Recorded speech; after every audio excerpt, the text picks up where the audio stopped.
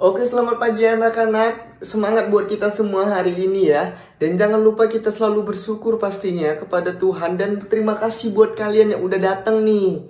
Ya, hari ini kita akan belajar bagaimana cara kita untuk mewujudkan apa yang harus kita inginkan.